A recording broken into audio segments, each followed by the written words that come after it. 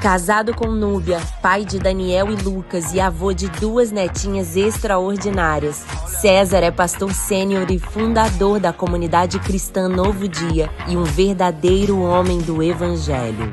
É formado em teologia, administração com especialização em controladoria e finanças. É autor de 3 livros publicados e uma bênção para essa geração. Pastor, discipulador, líder, escritor, palestrante, Pastor César é um embaixador do reino de Deus e vive para honrá-lo com seu modo de viver. O equilíbrio que precisamos está numa relação com o Pai. Não há aqui nenhum remédio, nenhum antídoto, nenhuma oração poderosa. Relacionamento com o Pai. Nós precisamos retomar, meus irmãos, as bases da fé cristã, a oração, a leitura da palavra, as disciplinas espirituais. Nós precisamos retomar isso na nossa vida urgentemente. Você e eu somos aquilo que Deus diz a nosso respeito. Sabe onde você acha o equilíbrio? Numa relação com o Pai. Jesus vai cumprir a lei e chega ao Jordão, onde está seu primo João Batista batizando. E João diz assim: está aí alguém que eu não sou digno de desatar as sandálias. E Jesus entra na água para ser batizado. Jesus não tinha feito nenhum milagre, mas quando ele sai da água, o Espírito vem numa forma corpórea de pomba e repousa sobre ele. E uma voz do céu diz assim: este é o meu filho amado, em quem eu tenho muito prazer. Deixe-me dizer uma coisa a você: o prazer do Pai não está no que você faz. O prazer do Pai não está no que você tem. O prazer do Pai está em quem você é. Por isso, nós precisamos reforçar as nossas relações, a nossa relação com o Senhor. Eu vou saber quem eu sou a partir do olhar do Pai sobre a minha vida. A Vinde é abençoada por poder crescer e aprender com Ele nesse dia. Que Deus lhe use poderosamente. Vamos receber agora, com muita alegria, na conferência Discípulos da Vinde Church, Pastor César Carvalho. Graça e paz, irmãos. Eu posso pedir a generosidade de acender as luzes aí Eu tenho uma dificuldade com escuro. Acho que isso aí dá uma melhorada. Se estivesse assim no rosto eu gostaria, mas fica tranquilo, tá bom assim, melhorou para mim. Uma alegria para mim estar aqui com vocês, passando parte desse dia aqui. E é bom quando tem gente para falar bem da gente, assim, porque falar mal já tem um monte de gente falando, mas assim, para falar bem é até legal. Mas o que eu peço a Deus é que nada disso se torne um elemento contra a minha própria vida. Eu deixo que a vaidade se aloje no meu coração e no meu peito e direcione a minha vida, porque como disse o próprio Satanás no filme Advogado do Diabo, a vaidade é o meu pecado predileto. Então cuidado com a vaidade, cuidado com que os elogios que fazem a você e você acaba acreditando. Nós somos apenas fruto daquilo que Deus já fez na nossa vida e através da nossa vida. Nós somos pecadores arrependidos, nós somos pessoas que andavam o caminho da maldade, mas foram conduzidos pela graça de Deus para o caminho do Senhor, e é só isso que somos. Além disso, eu sou marido da Núbia, como vocês já viram, e isso já fazem 34 anos que eu sou marido dela. E eu não sei como isso acontece, como é possível alguém me aturar tanto. Porque você pode falar, esse cara é legal, mas se viver comigo vai ver o quão chato eu sou.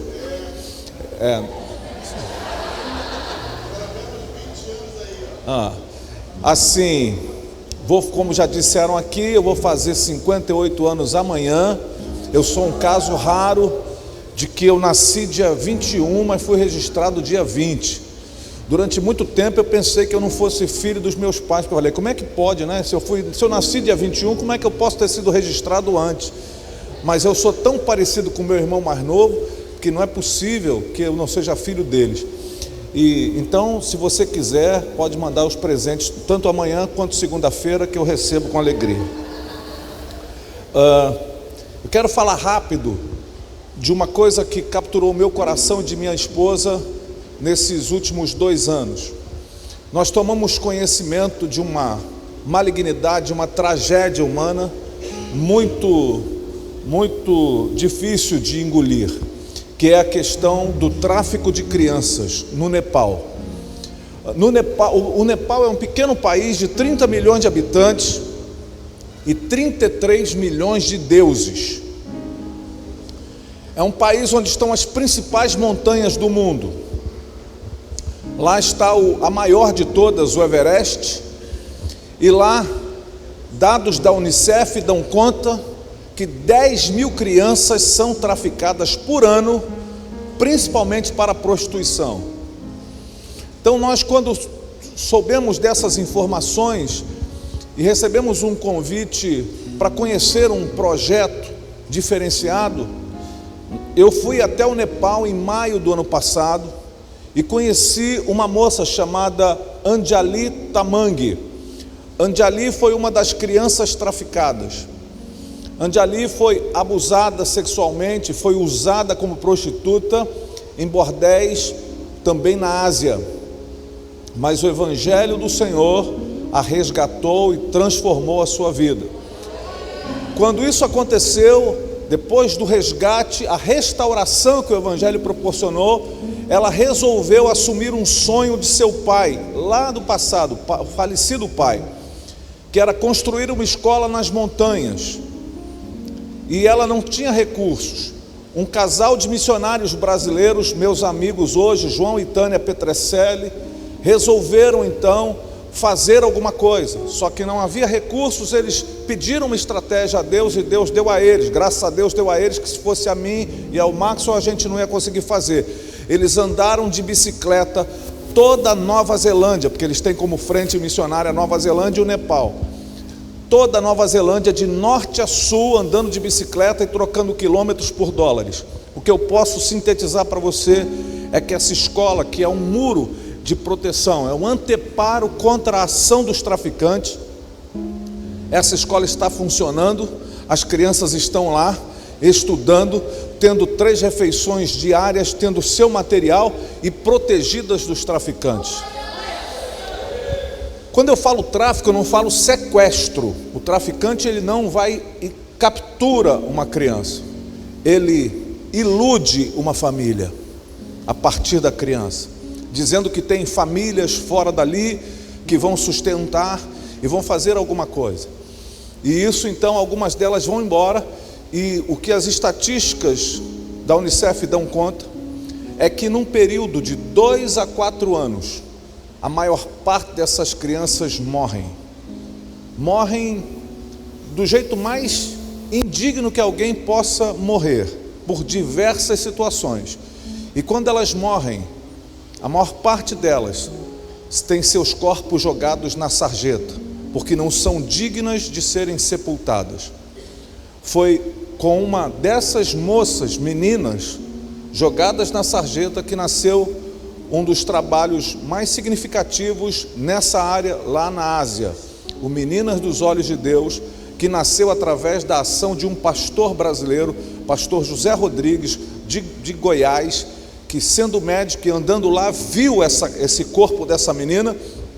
Deus falou com ele que ele precisava fazer alguma coisa. Ele começa o ministério, Anjali é restaurada nesse lugar, e hoje lá está ela, nas montanhas, a 3.500 metros de altitude, fazendo a obra de Deus, mesmo sendo proibida de pregar o Evangelho, porque lá no Nepal, se você é denunciado pregando, você pode pegar 6 anos de cadeia. Quando ela foi pedir o documento ao governo para funcionar, o líder lá do governo chamou-a e disse assim: para eu te dar o documento, você precisa negar a sua fé. E ela disse o seguinte: você sabe a minha história, eu não vou negar a minha fé. E ela foi embora. Uma semana depois ele ligou e disse: vem aqui, e deu o documento a ela e disse: você funciona, mas se você pregar para as crianças, a gente fecha e toma a escola. O que acontece é que lá está ela, pregando da forma mais eloquente que ela pode, sem usar palavras, apenas agindo como Jesus agiria na vida daquelas crianças. E ela então nos falou de um outro problema. No inverno do Nepal, as crianças que tinham que andar de 2 a 3 horas, muitas delas no inverno desistiam da escola. E ela nos pediu então: o senhor pode construir, vocês podem construir um alojamento? Então nos reunimos, eu e mais 2 amigos pastores, um deles depois precisou desistir, mas nós estamos lá no Nepal construindo este alojamento. Estas são as penúltimas fotos que nós temos. Pode passar algumas outras fotos que nós tiramos de lá. Não sei se... Essas são as primeiras moradoras do alojamento. Elas estão abrigadas. Elas não podem estar na escola porque não têm a idade adequada, elas são maiores do que a idade, mas elas estavam no foco, na mira do tráfico. Então Anjali as buscou e as colocou aí nesse alojamento para guardá-las, para protegê-las. Pode passar mais umas fotos, eu queria que você visse, essas são as primeiras meninas protegidas. Pode passar. E eu queria que você lembrasse desses olhos aqui, desse tipo de criança que nesse exato momento que a gente está aqui reunindo, está sendo traficada e levada para longe da família, está tendo seus corpos sacrificados em prol do desejo louco de homens ensandecidos. Uma criança dessa, num prostíbulo na Índia ou em outros lugares, chega a ter que praticar entre 20 a 30 atos sexuais diários com homens adultos.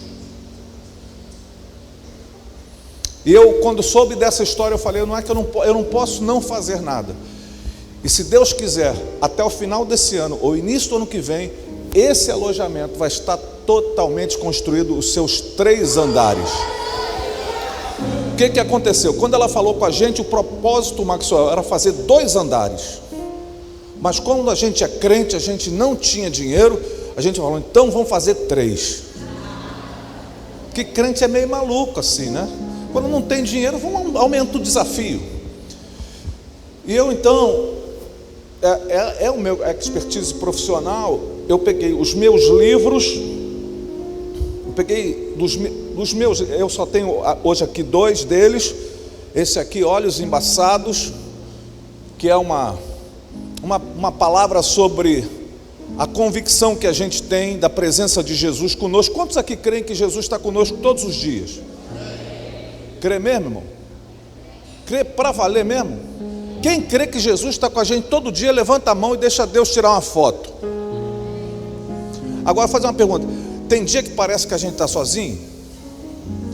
Você aqui sabe que Ele está, mas aqui você parece que está sozinho? Por que acontece isso com a gente? Então, baseado na experiência dos discípulos de Emaús, a gente vai à luz das Escrituras dizer por que algumas vezes, mesmo Jesus caminhando com a gente não consegue perceber que Ele está com a gente. Então, essa aqui é uma pequena reflexão bíblica, não é teológica, não é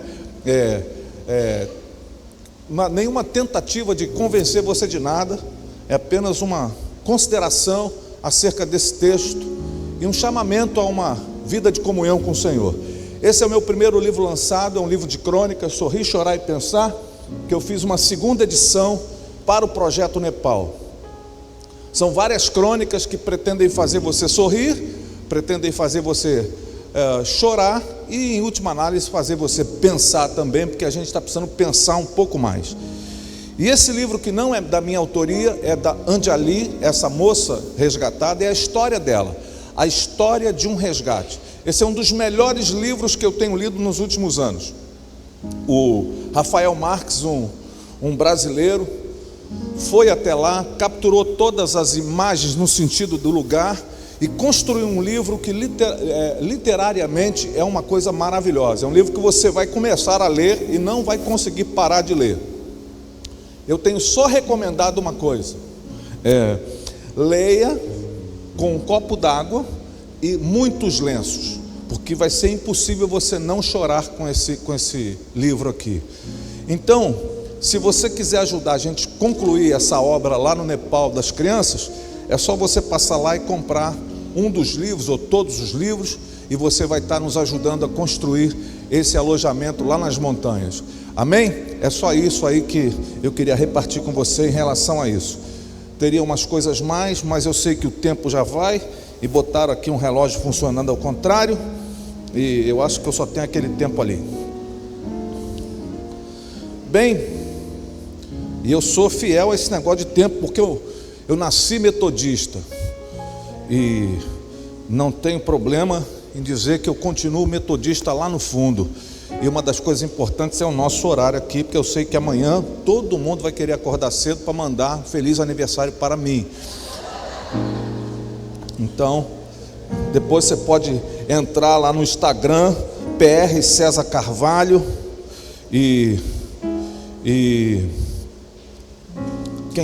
PR César Carvalho _ se você puder lá, entra lá, me segue, me ajuda aí e manda parabéns. Se o parabéns quiser ir com Pix, eu depois informo o número. Bem, a questão aqui que está sendo tratada nesse dia maravilhoso, que é desafiador para todos nós, vai esbarrar numa situação que é muito importante. Não é o quanto você vai conseguir absorver de conhecimento de tudo que foi dito aqui para você, mas a verdade é o quanto você vai sair daqui disposto a praticar o que você recebeu. Porque quando Jesus termina o sermão da montanha e ele faz as comparações dos construtores de casa, ele diz que quem ouve e pratica é como quem construiu a sua casa sobre a rocha, e como quem ouve e não pratica é aquele que construiu a casa sobre a areia. E uma das coisas mais comuns e que acontecem a todas as pessoas é que a tempestade sempre vem. Eu gostaria de dizer aqui para você, em nome de Jesus, cheio de autoridade, dizer assim: na sua vida, se você for um discípulo fiel, nunca mais virá uma tempestade. Mas eu estaria sendo leviano, eu estaria sendo mentiroso, eu estaria sendo falso, e eu estaria sendo alguém que estaria praticando alguma coisa de estelionato com você, porque eu estaria oferecendo alguma coisa que eu não posso entregar. A verdade mais contundente da vida é que tempestade sempre vem, mas quando você ouve as palavras e a coloca em prática, mesmo que ela venha, a sua casa não vai cair.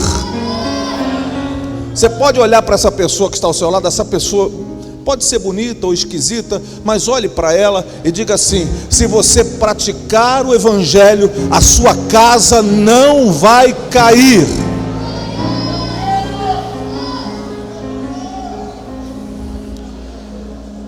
Mas nós estamos vivendo um evangelho que precisa ser observado um pouco mais de perto.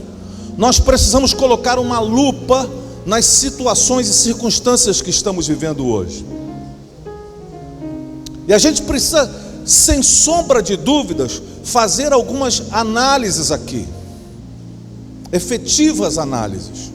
E o primeiro texto que eu queria ler com você está no capítulo 1 do Evangelho de Lucas, no versículo 15.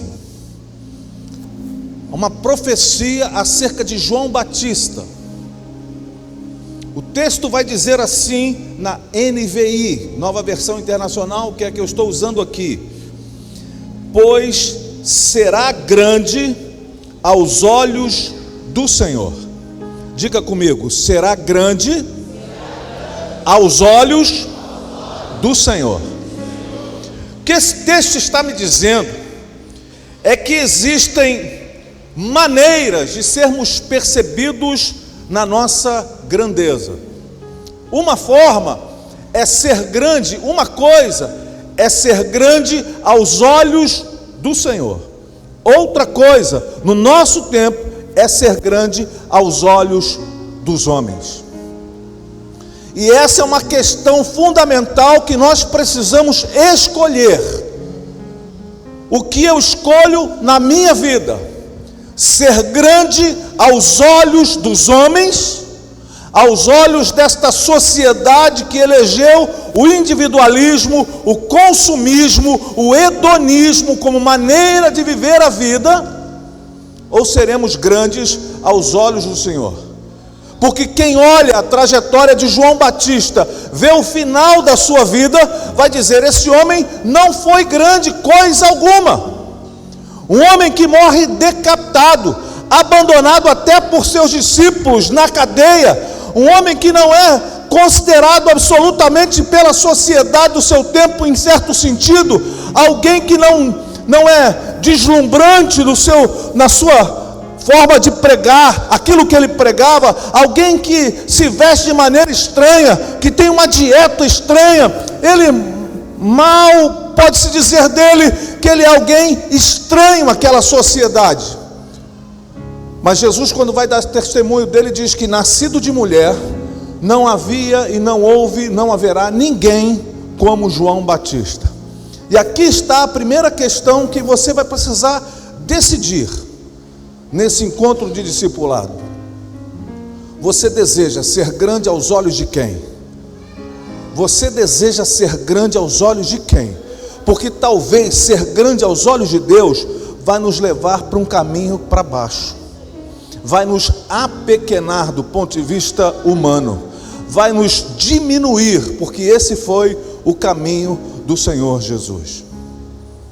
E dizendo isso, eu quero apenas levá-lo à consciência do propósito eterno de Deus. Qual é o propósito eterno de Deus para a nossa vida? O que de fato Deus deseja de nós?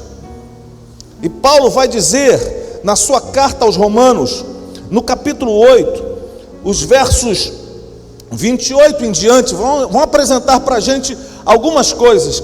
E ele vai dizer assim: sabemos que Deus age em todas as coisas para o bem daqueles que o amam, dos que foram chamados de acordo com o seu propósito. Diga comigo assim: Deus age em todas as coisas para o bem. Mas nem todas as coisas que Deus age para o bem, diga comigo, nem todas as coisas que Deus age para o bem são coisas boas.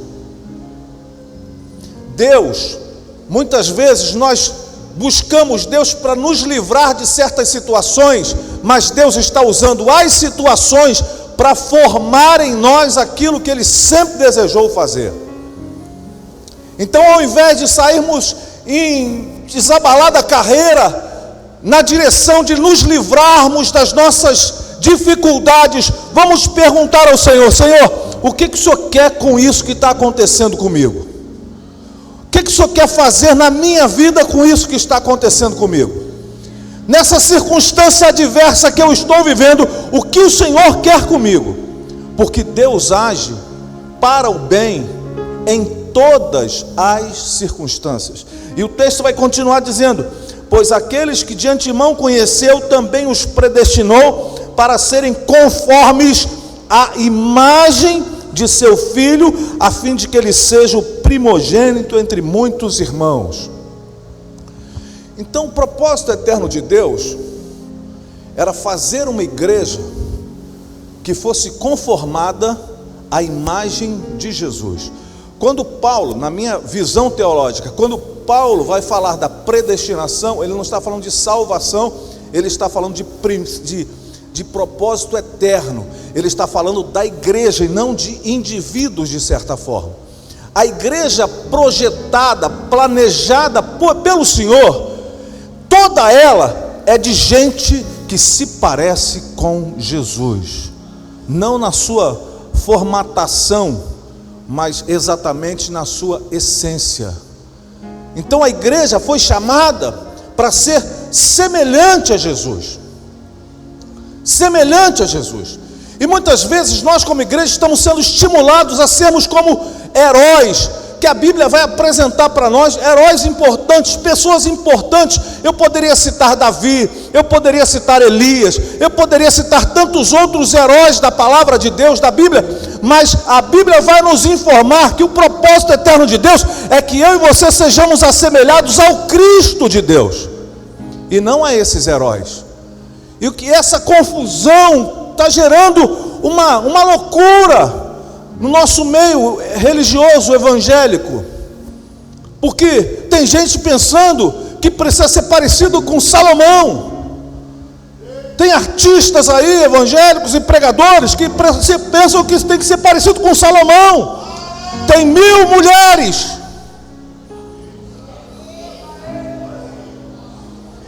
É gente aí que a gente fala assim, mas meu Deus, o que está acontecendo com esse povo? Mas a Bíblia diz, a gente vai vendo na internet, a gente fala assim, não é possível, cada dia inventa uma loucura maior. O que está acontecendo com a gente? Deus nos deu uma referência para que a gente pareça-se essencialmente o Cristo dele. Uma forma para que a gente possa iluminar os nossos olhos espirituais e caminhar nessa luz. Agora, eu comecei falando sobre grandeza aos olhos de Deus e aos olhos dos homens.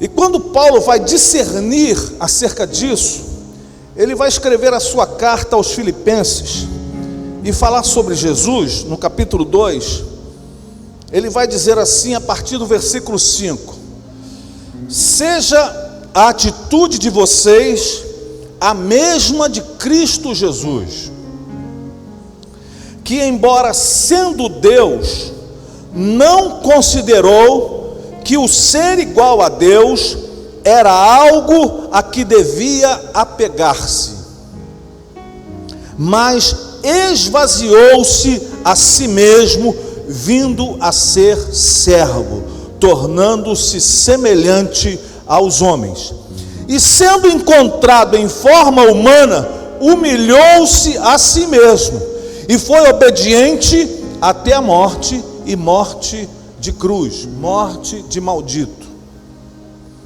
Ou seja, na visão humana, ser grande corresponde a subir uma escada ascendente. O último lugar que a gente vai estar é no patamar superior. Mas na visão divina, ser grande corresponde à ideia de uma escada descendente.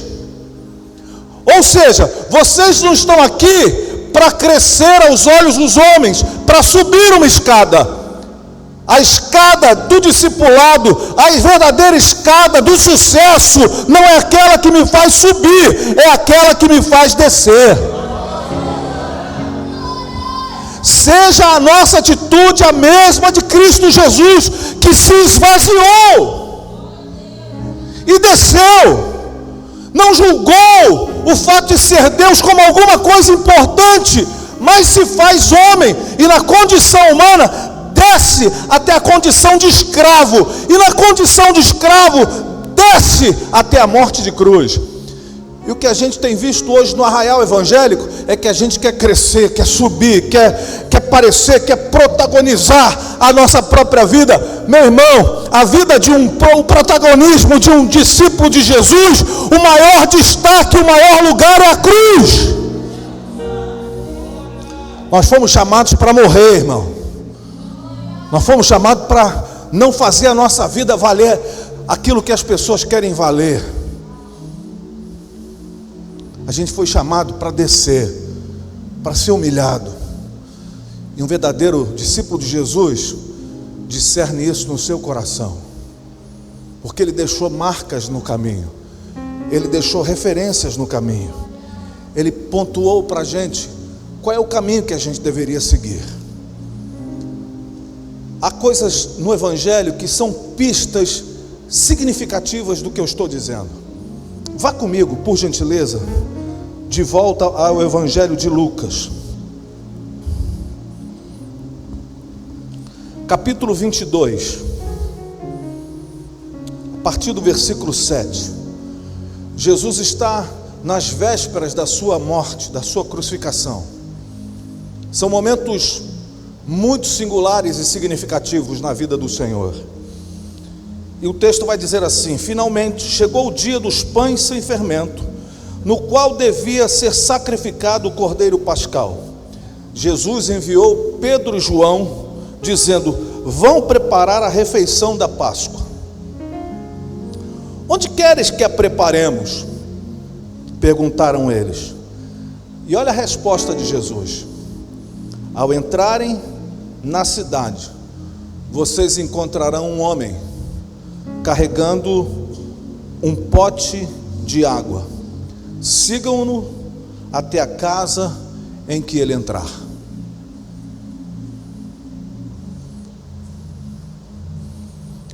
Quem levou o colégio apostólico até a Santa Mesa da Comunhão não foi ninguém extraordinário. Foi um homem anônimo, ordinário, disposto a fazer um trabalho que não era o dele, porque carregar cântaro d'água era trabalho de mulheres naquela época. Muitas vezes nós queremos ser tão especiais que a gente quer ver o que eu posso fazer para me tornar alguém muito famoso. Nesses tempos de biografias tão contundentes, quem depois de assistir um filme nunca pensou assim: o que eu faço para me transformar num Gandhi? O que eu faço para me transformar no libertador da África do Sul, que me fugiu o nome aqui agora, Mandela? Você assiste aquilo assim: meu Deus, o que eu preciso fazer para me tornar uma pessoa importantíssima assim na sociedade, aos olhos da sociedade? Nós somos estimulados a isso o tempo todo. Mas Jesus disse para o seu colégio apostólico, para Pedro e João: entrem na cidade, quando vocês virem um homem anônimo fazendo um serviço que não é o dele, mas que ele se colocou para fazer, carregando um cântaro de água, sigam esse homem. A minha pergunta é: quem nós temos seguido? Quem nós temos seguido? Nós temos seguido as pessoas que carregam cântaros de água, ou estamos seguindo os grandes homens do nosso tempo? Quem a gente quer ser igual? Ao Cristo que se humilha e como homem está disposto a servir? Ou nós queremos nos parecer com os grandes CEOs corporativos do nosso tempo? A igreja precisa tomar uma decisão: com quem eu quero me parecer nesse tempo? E retomando o caminho da simplicidade, porque não há nada mais simples do que carregar um cântaro d'água. Nós precisamos assumir esse lugar e conduzir pessoas para o lugar das maiores revelações, sem ao menos saber que estamos conduzindo. Talvez você vai, durante a sua trajetória dessa semana, simplesmente pegar o seu cântaro, carregar a sua água, e ninguém vai estar vendo ou dizendo: olha que pessoa maravilhosa, como ela fala bem, como ela faz bem, como ela é maravilhosa. Talvez ninguém diga isso, mas as pessoas, ao olharem você fazer o que você tem que fazer, elas vão encontrar-se com o Senhor, que vai revelar-se a você e vai revelar a você o que Ele tem para a sua vida. Então não busque os holofotes desse tempo enlouquecido, busque os cântaros que você precisa carregar nesse tempo. Seja um discípulo que esteja disposto a ser anônimo, como aquela menina que foi levada por Naamã para ser escrava, mas conseguiu dar o testemunho do Senhor na vida daquele homem e mudou a história daquela nação, porque Naamã, no final das contas, se torna um adorador do Senhor por causa daquela menina.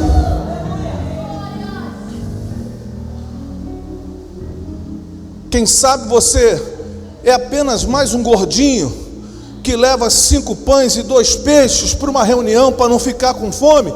Você tem 5 McFishes na sua bolsa para você comer, que você não sabe o que pode acontecer. Mas alguém vai dizer: olha, o mestre está pedindo aí o seu lanche. Qual é o nome desse menino, irmãos? Qual é o nome do gordinho? A gente não sabe. Qual é o nome da menina escrava de Naamã? A gente não sabe. Qual é o nome do carregador de cântaro? A gente não sabe, mas o Senhor sabe. O Senhor contou com eles. O mais importante não é que as pessoas sabem quem somos. O mais importante é quando a gente sabe que Deus sabe quem a gente é. Deus sabe, Ele pode contar com a gente. Deus sabe, Ele pode contar comigo. Deus sabe, Ele pode contar contigo. Não para jogar um holofote diante de você, para você cantar diante das multidões, pregar diante das multidões. Não, simplesmente para você carregar cântaros de água. E eles chegam então, àquele lugar. E lá o Cristo vai fazer uma coisa esquisita, que está registrada no Evangelho de João também, capítulo 13. Só para ilustrar, versículo 1 em diante. Um pouco antes da festa da Páscoa, sabendo Jesus que havia chegado o tempo em que deixaria este mundo e iria para o Pai, tendo amado os seus que estavam no mundo, amou-os até o fim. Estava sendo servido o jantar e o diabo já havia induzido Judas Iscariotes, filho de Simão, a trair Jesus. Jesus sabia que o Pai havia colocado todas as coisas debaixo do seu poder, e que viera de Deus e estava voltando para Deus. Assim, levantou-se da mesa, tirou a sua capa e colocou uma toalha em volta da cintura. Depois disso, derramou água numa bacia e começou a lavar os pés dos seus discípulos, enxugando-os com a toalha em que estava na sua cintura. Versículo 12. Quando terminou de lavar-lhes os pés, Jesus tornou a vestir sua capa e voltou ao seu lugar. Então lhes perguntou: vocês entendem o que lhes fiz? Vocês me chamam mestre e Senhor, e com razão, pois eu o sou. Pois bem, se eu, sendo Senhor e mestre de vocês, lavei-lhes os pés, vocês também devem lavar os pés uns dos outros. Eu lhes dei o exemplo para que vocês façam como lhes fiz.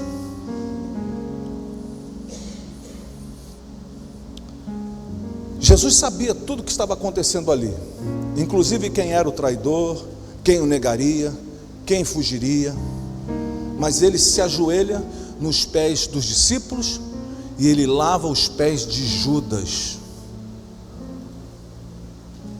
Ele lava os pés de Judas.